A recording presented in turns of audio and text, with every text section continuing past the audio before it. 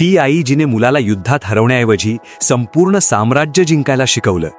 राजमाता जिजाऊंनी शिवरायांना फक्त प्रेरणाच दिली असं नाही, तर थेट रणांगणात विजयी करणारी युद्धतंत्रही शिकवलं. पहिली रणनीती होती गनिमी कावा. दरी आणि डोंगर वापरून छोट्या सैन्याने अचानक हल्ला करून अदृश्य व्हायचं.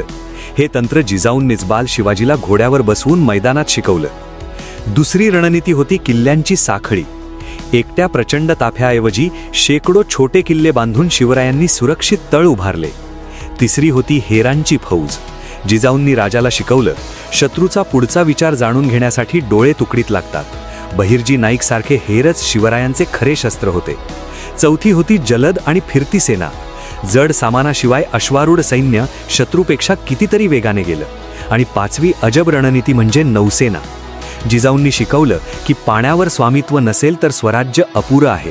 त्यामुळेच शिवरायांनी सिंधुदुर्गसारखे किल्ले समुद्रात उभारले. या 5 युद्धनीतींमुळेच एका छोट्या मावळ प्रदेशाने मुघल साम्राज्याला आव्हान दिलं. शिवराय विजयी झाले कारण त्यांची आई विजयवर्धिनी होती. अशाच माहितीसाठी आपल्या चॅनलला सबस्क्राईब करा.